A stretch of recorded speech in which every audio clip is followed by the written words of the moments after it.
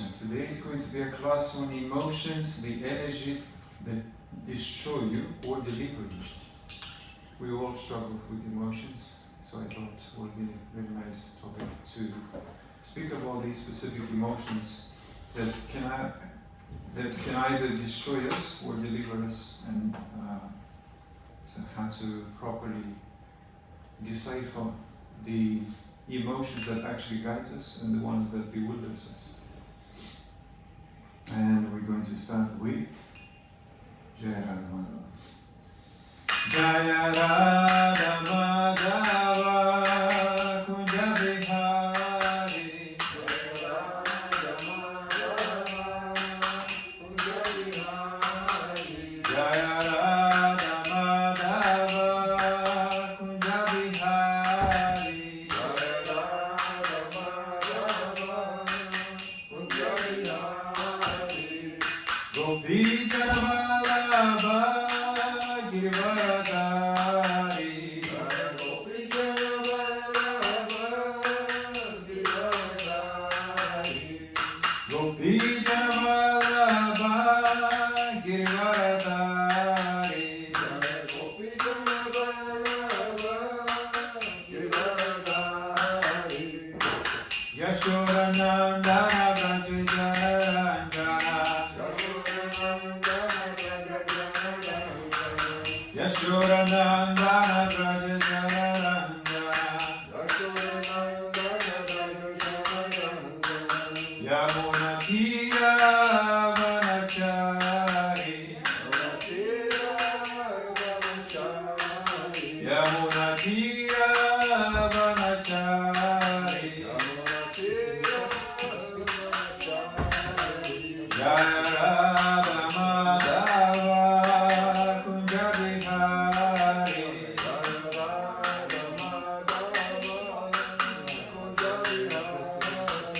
Jaya Radha Madhava Kunja Bihari.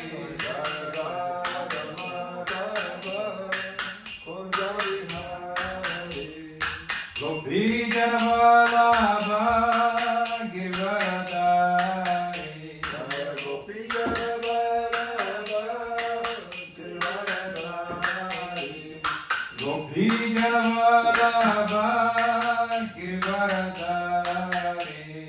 Gopi Vallabha Giridhari. Yashodanandana Brajajanandana. Yashodanandana Brajajanandana. Yamuna Tira Vanachari. Yamuna Tira Vanachari. Hare Krishna, Hare Krishna, Krishna Krishna, Hare Hare, Hare Rama, Hare Rama, Rama Rama, Hare Hare. Hare Krishna, Hare Krishna, Krishna Hare Hare, Hare Rama, Hare Rama, Rama Rama, Hare Hare. Hare Krishna, Hare Krishna, Krishna Krishna, Hare Hare, Hare Rama, Hare Rama, Rama Rama, Hare Hare. Hare Krishna, Hare Krishna, Krishna Krishna, Hare Hare, Hare Rama, Hare Rama, Rama Rama, Hare Hare. Hare Krishna, Hare Krishna, Krishna Krishna, Hare Hare, Hare Rama, Hare Rama, Rama Rama, Hare Hare. Hare Krishna, Hare Krishna, Krishna Krishna, Hare Hare, Hare Rama, Hare Rama, Rama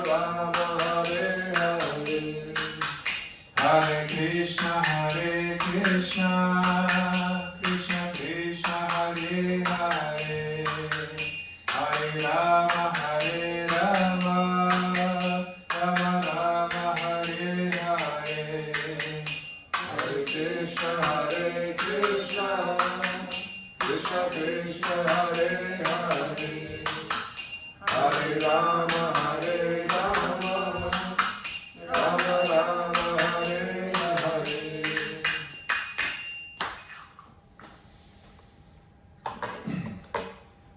Om Namo Bhagavate Vasudevaya. Om Namo Bhagavate Vasudevaya. Om Namo Bhagavate Vasudevaya. Om Namo Bhagavate Vasudevaya. Om Namo Bhagavate Vasudevaya. Om Namo Bhagavate Vasudevaya. So that today's topic is emotions, the energy that can destroy us or deliver us. So I thought, as usually, I started my class with question for reflection. And what is emotion? Anyone thought about it? What is emotion? Feelings. Feelings? Yeah. Or is it something perhaps deeper than feeling? Feelings. What caused that Emotional feeling? feelings. We can say the emotional. Emotional? But what caused the feeling? Reactions to the Actions but not It's like the symptoms of the emotion. Yeah. So, have you ever noticed that the same emotion that once inspired you later destroy your peace? Yes. Yeah, often this happens. So the question is, what changed? The emotion or the direction it was serving? Direction. The direction, yes. So we cry when we lose something material, and we also cry when we gain Krishna. And the tears looks the same, but what does one purify? But why does one purify us and the other imprison us? Why is that so? In Krishna's name, give us peace. And if we lose something material, for the timing we think that we lose something, but it's for our peaceful mind only. That destroy our peace, the materialistic things. But when we gain Krishna, we enter in a peaceful world rather than materialistic world. Is it directed in the right direction? So if it's not emotion that brings us, frees you, it is where your emotion is directed. So when we cry for the world, we usually drown. But when we cry for Krishna, we actually go toward him. So in the next one, I pretty much decipher where the emotion is that emotion is energy motion. So as you can see, the emotion has a motion in it. So the more motion goes on in our mind, the more, especially when we focus on too many things, too many emotions happens within us. And as a result, we can explode in tears or explode in anger. Depends upon where we direct our emotions. So many devotees may ask, or regular people, how can I control my emotions? And here is an analogy on the left. As you can see, if, for example, if you give the floor a 30 degree inclinations this way, and if you put water on top, then naturally the water will go in that direction, right? So similarly, the mind, just like we can give the floor an inclination, we can give an inclination to the mind. And if we give an inclination to the mind toward Krishna, then naturally emotions will go in that direction, just like the water. And so, however, if we give the mind an inclination toward these material things, as you can see, such as money, house, mansion, and or material world versus spiritual world, then naturally we will feel that, either temporary emotions or exotic feelings. So what happens when you direct your attention on so many things? We become divided, right? And as a result, we become confused, always experience dilemmas, right? What's I don't know what to do. This is good. This sounds good. This is also sounds good. So many options. Actually, too many options. And so when we're overwhelmed with so many options, we usually procrastinate and end up doing nothing. Isn't it true? In my life, when I was, because the world is so attractive, this material world. Everybody's trying to convince you this is happiness, this is happiness. Everyone have their definition of happiness, of love. So you kind of want to fit in. And as a result, you're always confused. And because when we approach confused people, we become confused. So just as the current shows where the river flows, emotion shows where the mind is going, toward Krishna or away from him. Right? And so just as the current, there's another way of putting it, just as the current guides the river and the winds guides the clouds, emotions guides the souls, wherever the mind inclines. So for example, when we engage in devotional service, if we are very attentive and we don't focus on too many things, but just reduce our focus on Krishna, we can actually hear the guidance, because Krishna reciprocates within our heart, and he notifies us when we feel great. Feeling great means I'm doing the right thing, most likely. But if we're disturbed, Krishna in this way says, you shouldn't do that. Don't speak that way, don't do that thing, don't curse, don't gossip, don't do, forbidden actions, for example. And in this way, we have peace within ourselves. So the wind and current never moves without cause. So emotions never arise without a thought. Right? Wildly. And so unless we actually direct those thoughts towards something, we cannot, the emotion doesn't arise. And so feelings is the product of emotion. You first, because you might feel like kind of weak emotions, but if it's intensive, then it grows into a feeling, and therefore you feel that. And so, boom. When that energy moves toward Krishna, it's devotion. And when it moves toward ego, it's illusion. So in psychology, for example, emotions is the mind's reactions when its expectations are met or broken. Sometimes, if you ask people what is happiness, essentially what happiness is, if things happens my way, I'm happy. If things doesn't happen my way, I'm happy. Right? But that's not actually real happiness.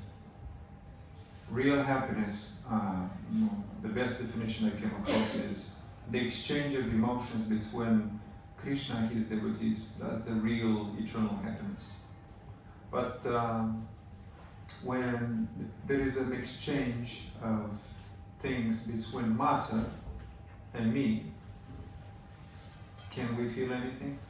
We think, oh, I'm going to buy this, I'm going to be happy. And then you buy that thing and nothing happens. I got a new pair of shoes, a new, perhaps an iPhone 17. And you get it and nothing happens actually. Nothing happens. Because you're trying to exchange emotions or feelings with matter. But matter cannot reciprocate. You can use matter in service, but otherwise it's just useless. So here is a verse in Bhagavad Gita 3:42 where it says, the working senses are superior to dull matter. Mind is higher than the senses. Intelligence still higher than the mind. And the soul is even higher than the intelligence. So this is the structure we're going to pretty much discuss today. Because this is easy actually to remember. In the next slide, I'm going to show a visual way. of these, what's superior and what's below. So in the purport says, our senses are the doors through which lust expresses itself. The body obeys the senses obeys the mind follows intelligence, and intelligence is meant to serve the soul. But when the soul forgets Krishna, this whole chain turns downward. The senses drug the mind controls the intelligence, and the soul becomes enslaved. When the soul connects directly with Krishna through remembrance and devotion, everything aligns upward again. The intelligence becomes clear, the mind becomes peaceful, and the senses become harnessed, like snakes with their fangs removed. So the real solution is not to fight the senses one by one, but to engage the soul with Krishna. When the higher connection is restored, everything below naturally falls into place. So here is in next kind of visual, so we can remember this. This essentially are the 5 types of consciousness. And there is actually can be 6 if you put the super soul on top of the soul. And the lowest consciousness is matter. Matter cannot think, cannot move, can do anything. And then above the matter is the senses. Right? And sometimes we take instructions from the senses. Right? Especially when we are influenced by tongue, by the ignorance. And when we are completely in ignorance, we only take instructions from the senses. And we're trying to, basically the senses are the masters.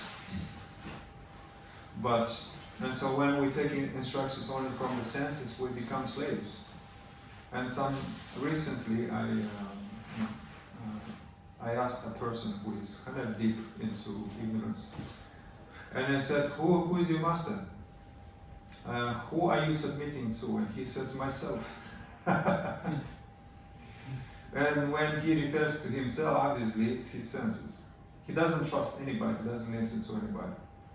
So he thinks he's free. He thinks, oh, I'm just my own master. But actually he's taking instruction from his senses. And he's in perfect intelligence.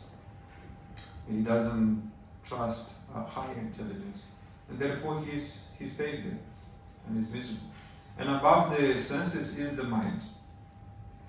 And mind is what we need to pretty much instruct. And therefore the senses can be controlled. And so above the mind is intelligence. But in order for us to control the mind, we have to use the spiritual intelligence with this higher authority, such as Shastras. And the Shastras can help us to guide the mind. And when the mind is controlled, the senses is controlled. And above intelligence is the soul. When we actually understand that we are not just this body. And when we know that we are the soul, then we start to live like a soul. We don't identify anymore with the body. Because if I identify with this body, then everything is related to this body becomes my problem. So when I'm thinking, oh, this hurts, if I think this is me, then I'm scared, I experience anxiety. When I think, okay, this is not me, this might belong to me, but cannot be me. Because what is perceived, there is object and the subject, right? So if I am perceiving the table, I cannot be the table. So if I perceive the body, I cannot be the body. So what is being perceived cannot be the perceiver, in that sense. So also these senses is also compared with the 5 wild horses, the 5 senses. And so the body is the chariot, the senses are the horses, the mind where emotions lives are the reins that they control the senses, basically. I sometimes use belts. And the intelligence is the driver. And the soul is the passenger. We don't even drive. we desiring, okay, I want to go to the mall. And Krishna is the doer of the activity, so he moves the body. And therefore, and so this is the visual of this verse, that the working senses are superior to the mountain mind, higher than the senses. And unfortunately, most of us operates between these two, the senses and the mind. And what's the job of the mind is to reject what is pleasing and accept what's pleasing. I like this, I don't like this. I don't like to wake up in the morning. Right? But intelligence says no, but if you don't go to work, you might lose your job. Right? Or if you don't prepare your homework, you might fail. So intelligence guides the mind, and then the mind is not trapped. But if we listen to the mind, I like this, I don't like that, then, we fail, we are actually miserable. So the mind has to be instructed, and it has to be instructed by spiritual intelligence, since our intelligence is very limited, and our capacity is everybody knows. But if we follow the unlimited, the most intelligent person, who actually is the cause of all causes, then we can never fail. And so, if the horses are uncontrolled, they drag the chariot off the cliff. And if guided by intelligence fixed in Krishna, those same horses carry us home in Him, and therefore we can attain Him. Here's another verse in Bhagavad Gita 3:43. Thus, knowing oneself to be transcendental to material senses, mind and intelligence, almighty armed, Arjuna, one should steady the mind by deliberate spiritual intelligence, Krishna consciousness, and thus by spiritual strength conquer this insatiable enemy known as lust.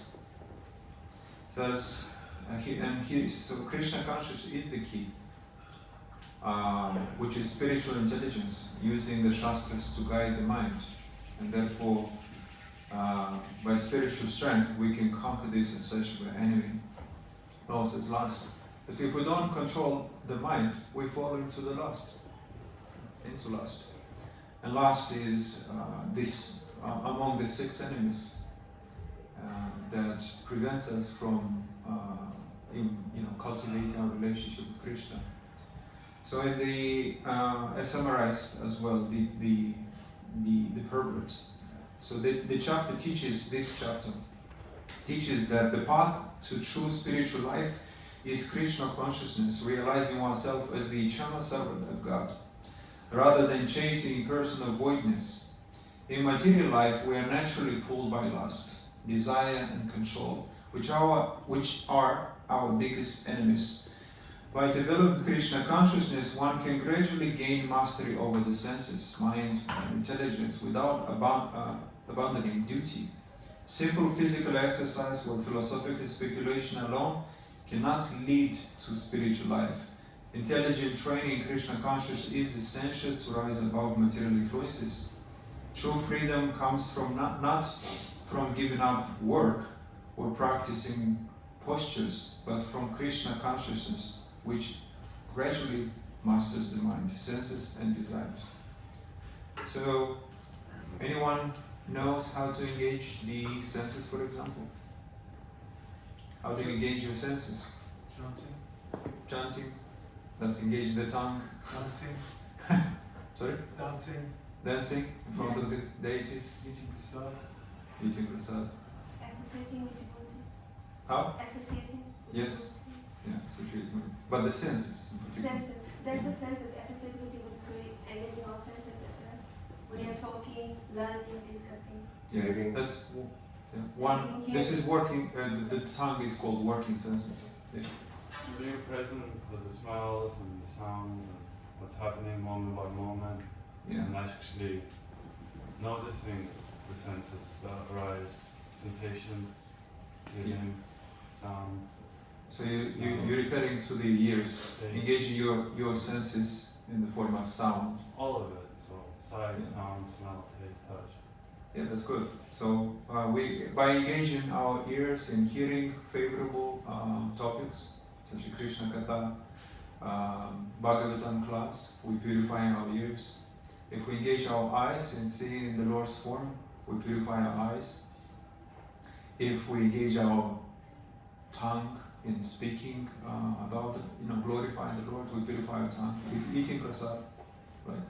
And especially if we use our intelligence to serve.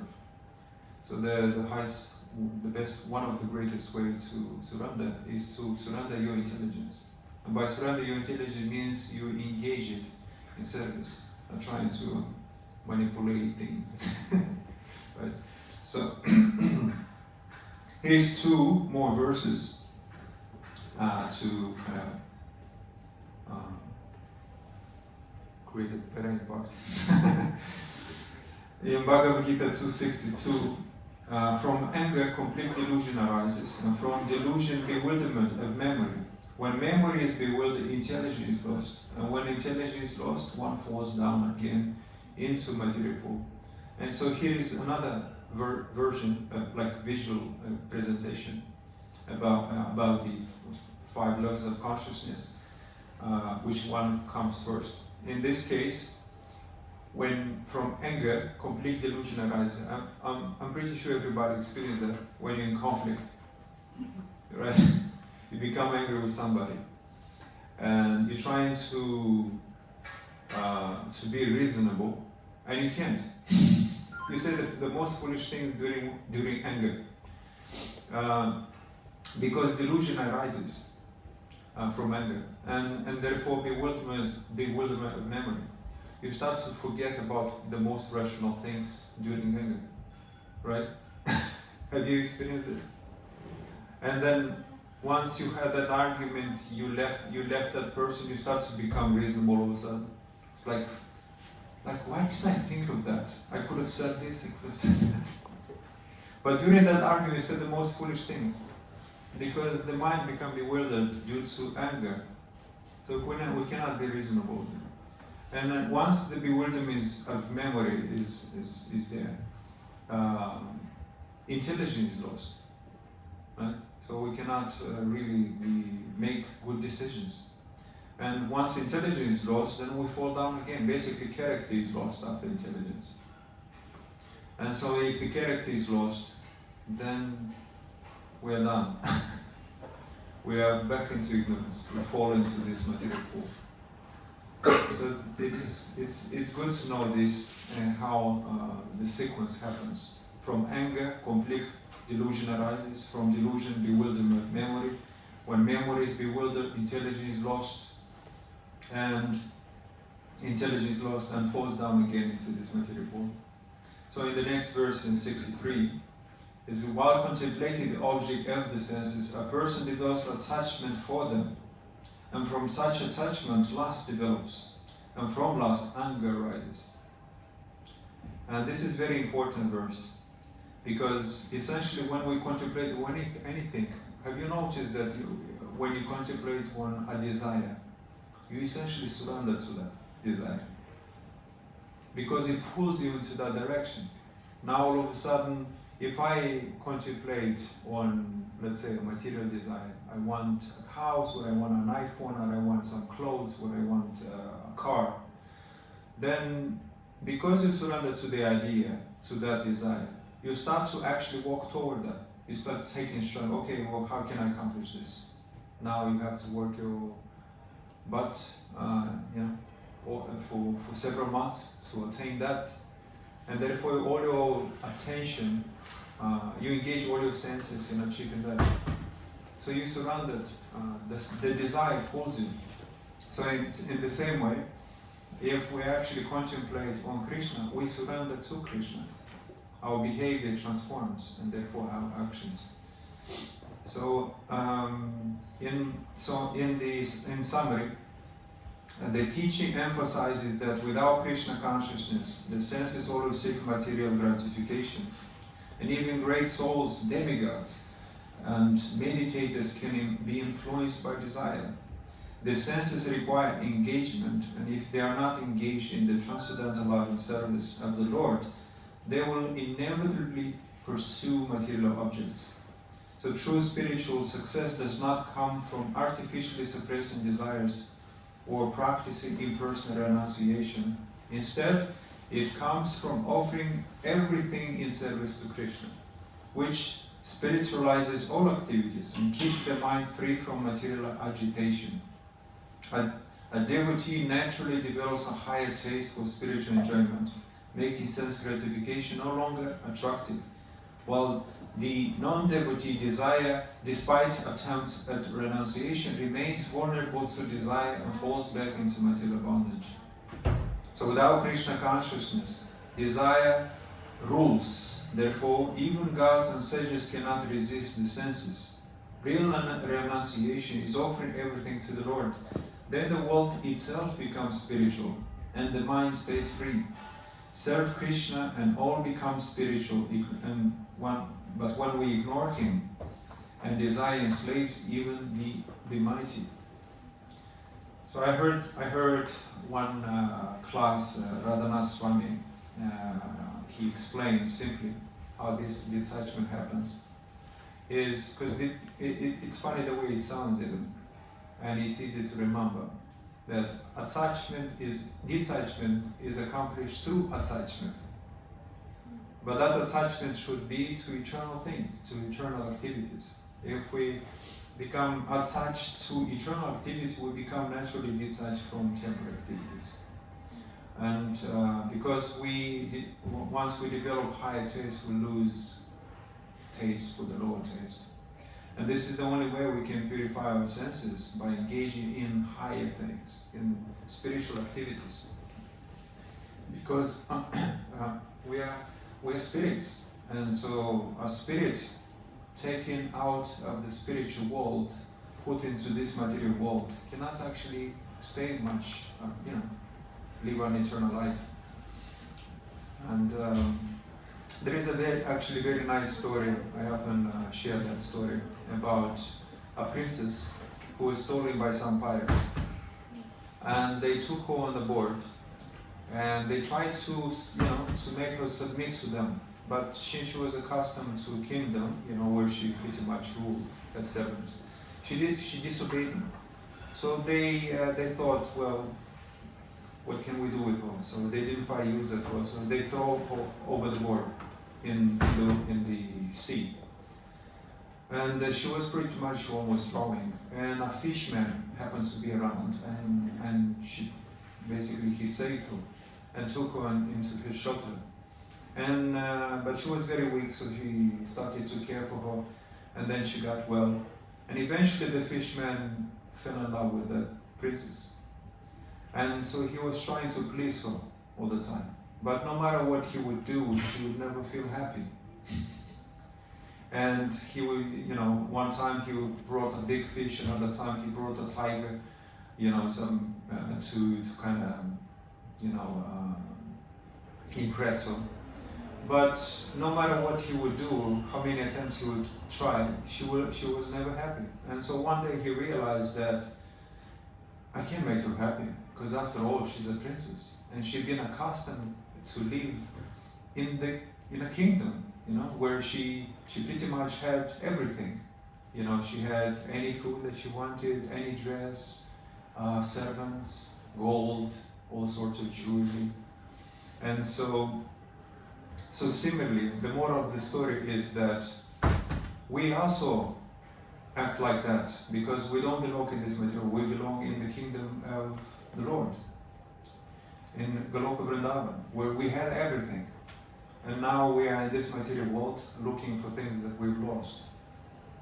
And we're trying to be happy, but it's impossible. Just like that princess. Because we've been accustomed to that eternal life where we have everything. There's a desire tree, we can have anything that we want. So emotions are like the indicator light on our car dashboard. They tell something needs attention. But what happens? Sometimes we ignore those emotions.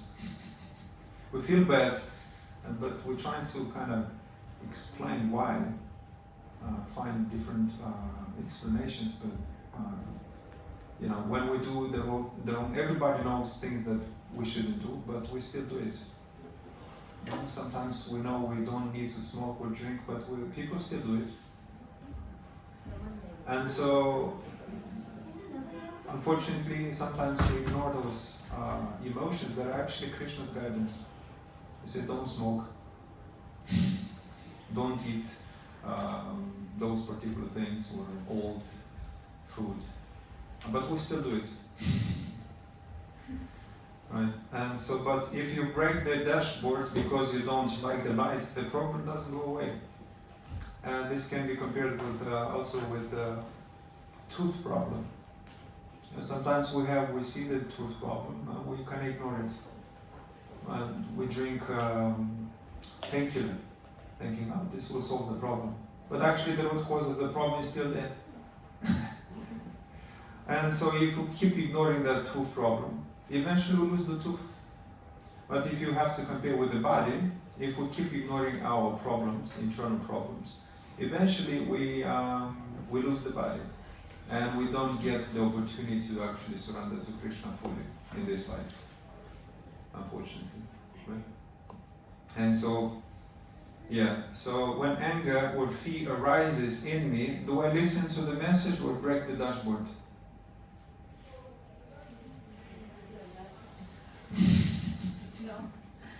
We actually ignore it sometimes. You know, we try to kind of, we do something, listen to music or play some kind of, I don't know, movie. We distract ourselves from those thoughts, negative thoughts. We think that they're useless. I'm trying to run away from those thoughts, from fear, from anxiety. But actually anxiety is a sign of advancement. A lot of people avoid, I experience anxiety myself, actually severe anxiety, for 6 months. And I had such an anxiety that my body was shaking. For 30 minutes I couldn't stop. And at some point I realized, hold on a second, this is not me. And I was watching my body, I was laying down in my bed. I thought I'm dying. I was laying down in my bed and I was watching my body shaking for 30 minutes. I was like, okay, this is happening. What can I do? I can't do anything. So I was chanting the holy name. And all of a sudden my body started to calm down. That was amazing actually. And so we shouldn't ignore that, because this is an opportunity. This is how Krishna actually guides us through these moments. It's the best time to reflect. Why do I feel these negative emotions? What you can actually speak with Krishna. Krishna, what are you trying to teach me? Whenever I feel this way, anger or jealous or whatever it might be, or anxiety or fear, why do I feel that? Don't ignore it. Don't just scroll and run away from self. Otherwise, it's just because Krishna is always guiding us. But if we're not ready, there is another way to put it. There is another story. A woman was asking for help. She was struggling financially with her kid, and she didn't have enough money to feed her child.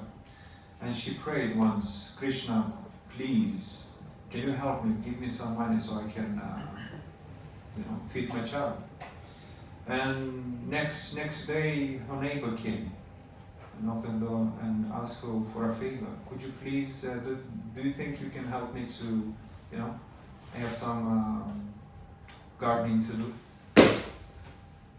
But the first thing that came into her mind is like, I don't like that kind of, I don't like this kind of activities. So I say, I'm busy, I need to do something else. But actually Krishna answered her, she sent her a helper. And actually, I forgot to say that she actually was willing to help her, to reward her. But she refused. She didn't recognize the help. And so sometimes people say, God is not answering my questions or my prayer. But actually He does. Sometimes we're not ready to receive it in the way because it comes not the way we are expecting, in the most unexpected ways. So when it comes to emotions, it's redirected. We don't have to repress it, because if we and we do it all the time, repress it by watching social media and movies and all sorts of music. So emotion is raw energy. Krishna never told Arjuna to suppress it, he told him to spiritualize it. And you can actually spiritualize it by redirecting. You can use your emotions. For example, as Arjuna, fear turned into surrender. In my case, the same. I actually approached Krishna in the very beginning due to fear. And eventually that transformed, your relationship transforms. You no longer approach Krishna because of fear.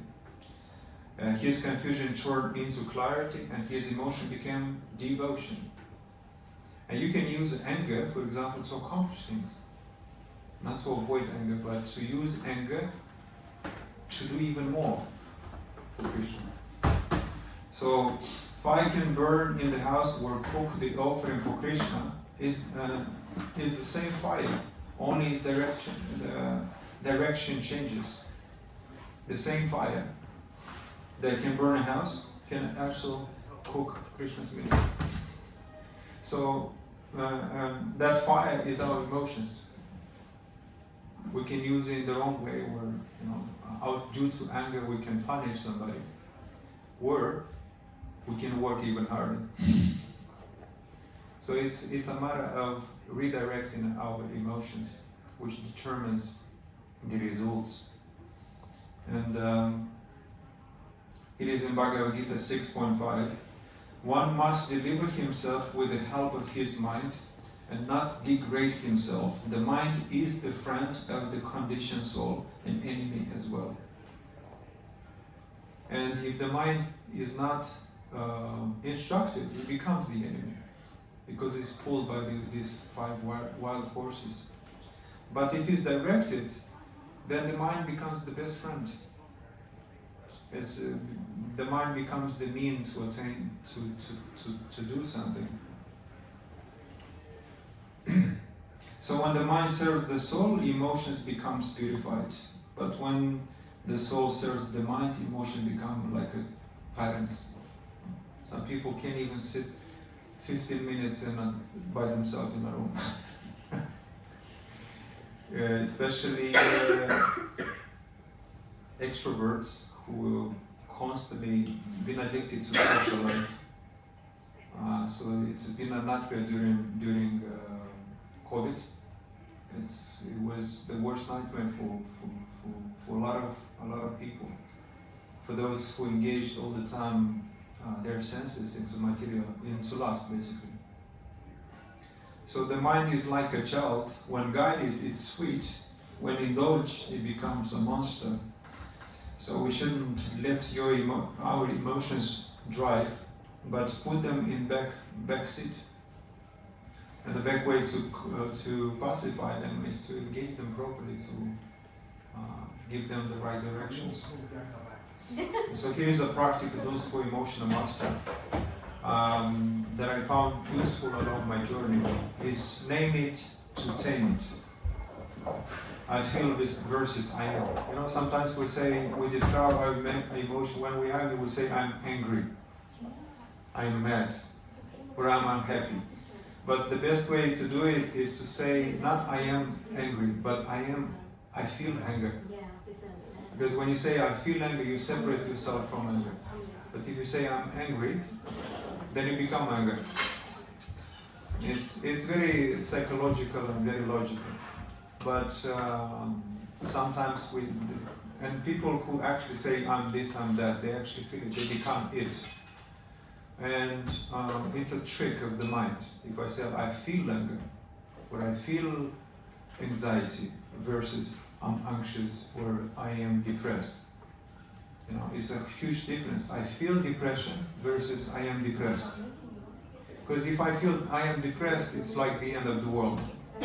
But if I feel depression, okay, if I feel depression, then I can feel otherwise.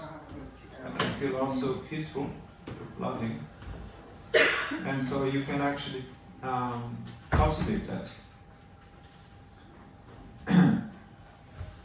So the key is to redirect the energy and channel emotional intensity into kirtana, cleaning, writing, preaching, any devotion act. And so the energy must be moved, from the word motion, emotion, a lot of motion going on. So the energy has to be moved, but moved in the right direction. And in fact, more specific is to move upward, not downward. So upward means to engage our senses in Krishna consciousness, and therefore we can attain, we can step out ultimately from this material world. So at night you might ask, which emotion ruled me today? Lust, anger, greed, or love? Which one? And reflect, because this is actually powerful. This could be a daily introspection. In the beginning of my self-help kind of journey, I came across a powerful quote by, I think it was Jeff Kennedy. Not sure if it's him personally, but he said that every day I ask myself two questions. The first thing in the morning, he asked himself, what good am I going to do today? And first thing in the evening, he would ask himself, what good have I done today? And so that's the very good way to actually start your day, to be intentional about doing good. But even better if you practice devotional service and eternal activities. Therefore, we can have eternal results. Oh, I'm not. So I think I've created many slides. So, in Bhagavad Gita 270, a person who is not disturbed by the insensate flow of desires that enters like rivers into the ocean, which is ever being filled but always still, can alone achieve peace, and not the man who strives to satisfy such desires. And here is another key, that in order to control our desires, we shouldn't submit to them, but rather engage them, to engage them in eternal activities. But if we primarily focus to satisfy our temporary desires, we become binded. So the analogy of the ocean illustrates a person fixed in Krishna consciousness. Just as the ocean remains steady despite receiving rivers of water, a devotee remains undisturbed by material desires. Although the body naturally demands sense gratification, a Krishna conscious person is full in himself because the Lord fulfills all necessities. Desires may arise, but they cannot agitate him, and he finds complete satisfaction in transcendental loving service. Unlike fruitive workers, yogis, or those seeking liberation, whose desires leave them restless, the devotee experiences perfect peace, free from all material cravings. Have you noticed that the word satisfaction has action in it? Satisfaction. And so if you produce enough action, actually, if you have enough actions, then you produce enough satisfaction.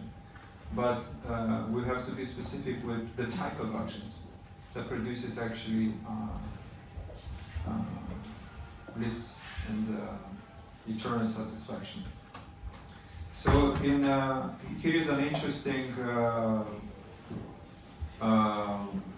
insight from Srimad Bhagavatam that blew my mind about dreams.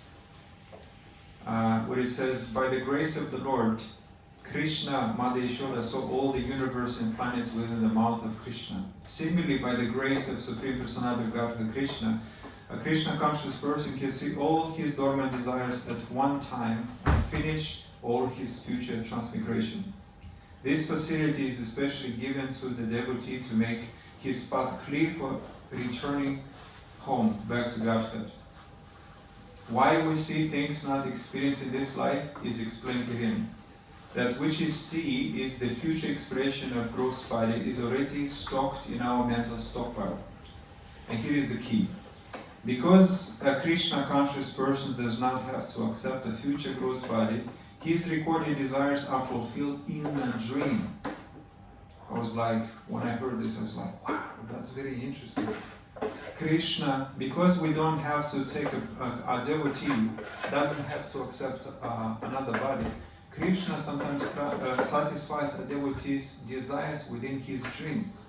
And I was like, wow, this is exactly what happened to me. I was like, I had so many dreams, having my dreams accomplished, living a rich life, meeting people that I wish I could. And I met them in my dreams, and I lived as a billionaire, as a celebrity and all that.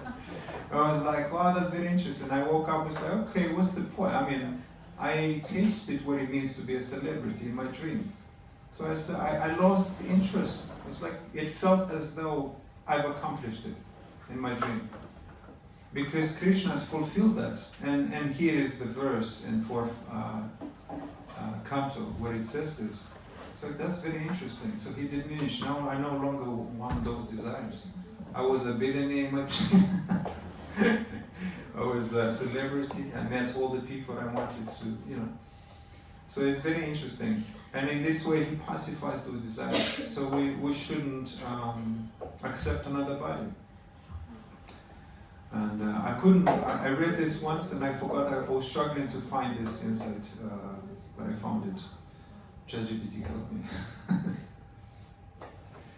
So control don't extinguish. Anger uncontrolled burns relationship, but anger redirected against injustice or laziness in our own heart fuels determination in service. So Arjuna was told to fight, but for Krishna's satisfaction, not for his ego. And that's controlled emotion. Same fire, new purpose.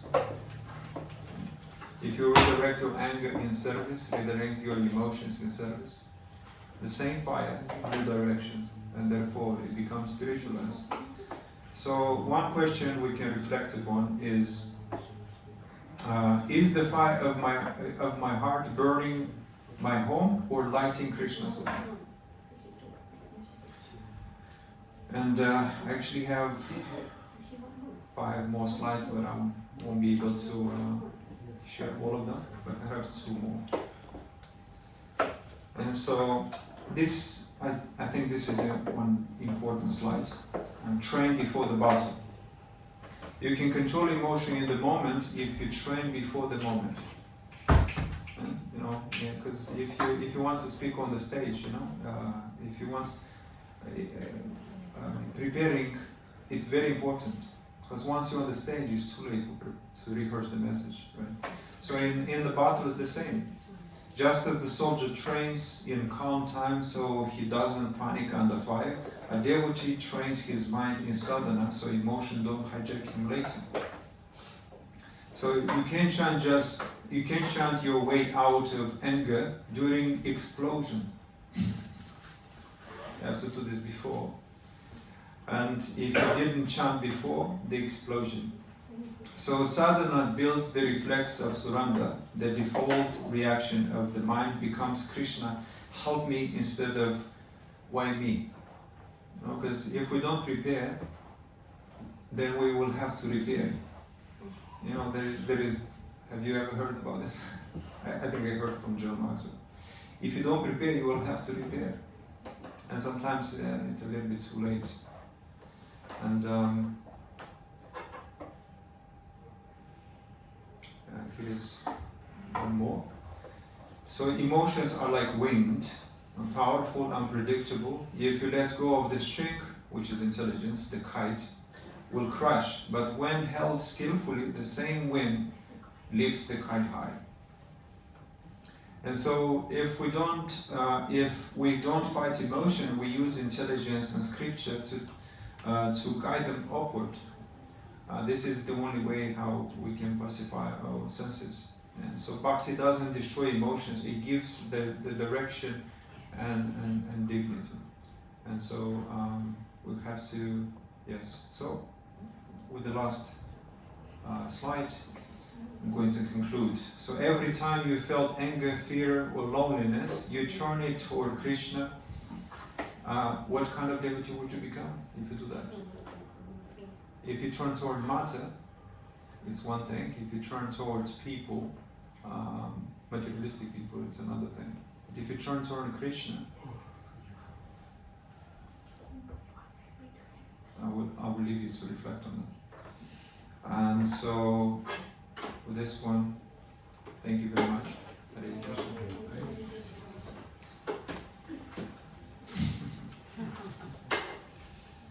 Any questions? One, perhaps. I have a question. So on the previous slide, it had, let me just remember. Could you go back up the slide? Which one? This one? More, like fearful about This? more, back, yeah, stop. So when mentioned here, unlike fruitive workers, which I have no clue what it means, or yogis, or those seeking liberation, whose desires leave them restless. So I'm a yogi, I teach yoga, I practice 2 to 3 times a day, every day for years. Part of the devotion, like yoga, I use yoga as a means of devotion. And here it's separated, I wasn't sure what it meant here. You separate a devotee and you separate a yogi, but as a yogi, like I show up every day as a part of my devotion, and I recite and pray or meditate towards Shiva consciousness. Yes. So why would you separate a devotee from a yogi? Because a devotee don't focus on Bhagavan. They focus on impersonal, pretty much.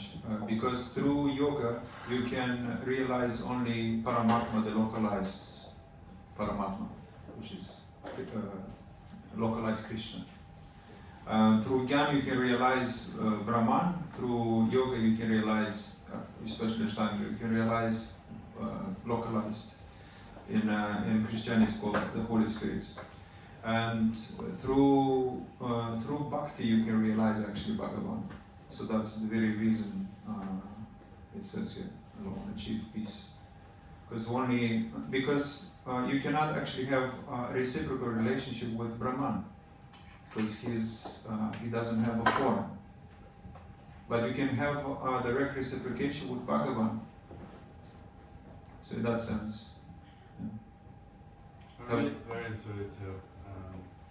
I don't even know how to explain it in words, but it's like kind of transcending the self and blending with everything. Bringing the unity of things and Blend yourself. letting go of identity and dissolving the ego and just surrendering to a higher consciousness. That's Yeah, but the Krishna consciousness is not about dissolving ego. It's purifying the ego. Because we have a I false. mean, for the moment, during that 5 minutes or 10 minutes when I do it, not like operate my day-to-day 24/7 without an ego. But for that moment during the practice, to completely let go of identity and sense of personality and who I am, my name, my age, my gender, and Your temporary identity, you're saying. Temporary identity. not sure if all these words are confusing to me. When we Yeah. talk about it, I have a more intuitive understanding beyond words. Well, Krishna consciousness is not about becoming unattached, but completely opposite, to cultivate attachment and to cultivate pure attachment to Krishna. That's Krishna consciousness. So it's not about become one with everything, or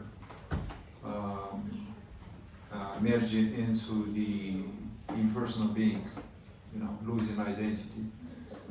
Because if you lose identity, there is no reciprocation. There is no actually real relationship. You just exist. That's all, pretty much. Thank you. I Thank you. appreciate it. One and ask, is there any good emotion? Because you mentioned anger, fear, and, Yeah. and such. On the basis of duality, is love a good emotion? Also on the basis of karmic reaction. So every emotion's got its opposite. Mhm. Love becomes anger, The dual. or hate, Yes. hot's cold, up's Yeah. down, etc., etc. Yeah. And on the basis of karmic attachments or reactions, so is any emotion a sort of good emotion, per se? If they are directed in the right direction, yes. As it- Yes, because the same anger, if it's because there is transcendental anger, there is transcendental anxiety but they're not. We don't suffer because of them, and these are taught in Nectar of Devotion, which is Nectar of Devotion, or Bhakti Rasamrita Sindhu, where I think it's chapter 29, 26, 36. Where these even negative emotions can be spiritualized, and therefore when you learn about them, you start to identify anger in love and anger in hatred. For example, a simple example is a mother can express anger, with her child, and she might say it with anger, and it might come, and the child might be felt attacked, but that anger actually speaks love. Which she means good. She doesn't try to punish him, but actually teach her something. So so that love can be expressed even among devotees, and it can be confusing. It comes across as negative, but actually those who learn the symptoms of ecstatic negative emotions, they actually understand it. On the purpose of getting back to Godhead, per se. Yeah. But that's still an attachment to sort of be good, to be anger. Yeah, no, but those are considered ecstatic feelings. If anger is directed in Krishna consciousness, that is good anger. Yeah, it can, or anxiety. You feel anxious. For example, sometimes I feel anxious, but I don't dislike it. It's like, okay, I actually like it because it reminds me always of Krishna. I feel anxious, but it's not the same anxious when I was afraid to die. So that's completely different type of anxiety. So negative and positive can be positive. Hare Krishna. Thank you very much. And with this we're going to have Prasadana now, and we can recite the Mahamantra. Mahaprasadi Govinde Nama Brahmani Vaishnava